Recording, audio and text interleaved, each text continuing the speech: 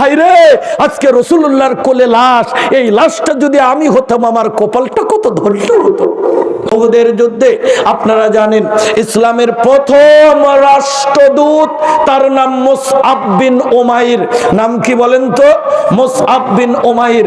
এই মুসআব বিন উমাইর এত বড় লোক ঘরের সন্তান, আপনারা জানলে অবাক হবেন। তিনি একটা পোশাক 3 দিনের বেশি পরতেন না। তিনি এত দামি আতর ব্যবহার করতেন। তিনি যদি কোনো রাস্তা দিয়ে হেঁটে যেতেন, ওই রাস্তায় আতরের ঘেরান লেগে থাকতো, লোকেরা জানতো এই রাস্তা দিয়ে মুসআব চলে গেছে। এই মুসআব বিন উমাইরকে আল্লাহর নবী উহুদের মাঠে তরবারি দিয়ে ঝান্ডা দিয়ে পাঠিয়ে দিলেন।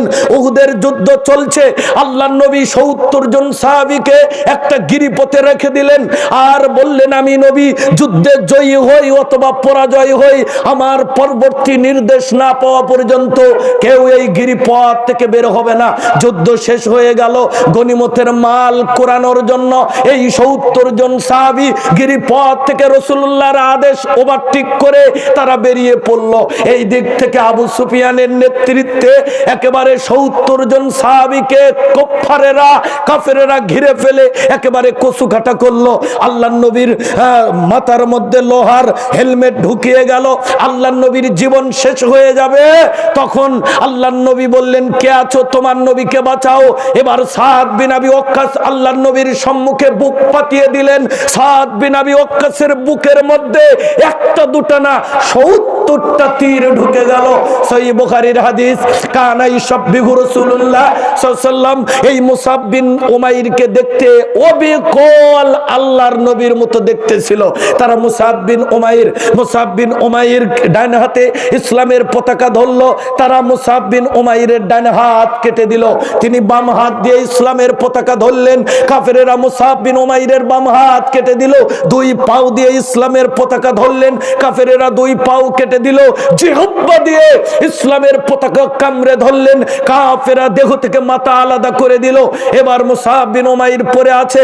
আল্লাহর নবী উহুদের মাঠে দেখছেন ঘাসের মধ্যে মুসআব পড়ে আছে, ডান হাত এক জায়গায়, বাম হাত আরেক জায়গায়, মাথা আরেক জায়গায়, বডি আরেক জায়গায়।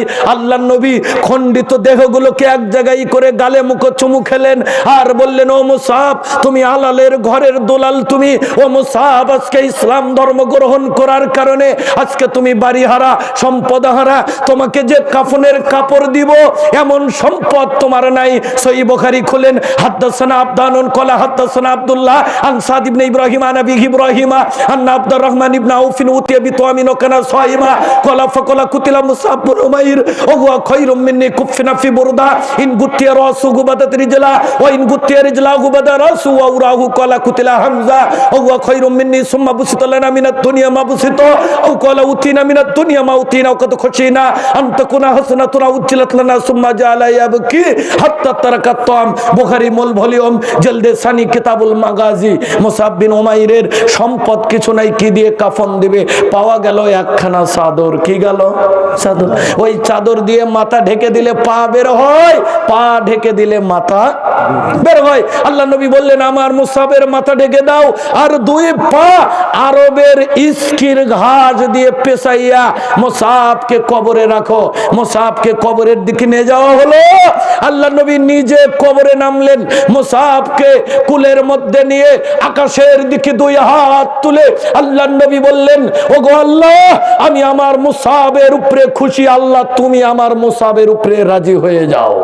একজন সাহাবী কবরের উপরে চিৎকার দিয়ে কান্না করলেন, হায়রে আজকে রাসূলুল্লাহর কোলে লাশ, এই লাশটা যদি আমি হতাম আমার কপালটা কত ধন্য হতো। কবর দেওয়া হলো, সাহাবারা বাড়িতে চলে যাচ্ছেন, আল্লাহর নবী বাড়িতে যাচ্ছেন না। আল্লাহর নবী বাড়িতে যাচ্ছেন না কেন? কেন? এবার সাহাবারা বলছেন, নবী চলেন বাড়ি যাই, দাফন কাফন শেষ। আল্লাহর নবী বলছেন, আমি বাড়ি যাব না, আমার মুসআব কেমন আছে এটা আগে আমি জানবো, তারপরে বাড়ি যাব। আল্লাহর নবী বসে আছেন, জিবরিল আমিন আসলেন, এসে বললেন, আল্লাহর নবী বাড়ি যান, কাঁদবেন না, আপনার মুসআব জান্নাতে সবুজ রঙের পাখি হয়ে ঘুরে বেড়ায়।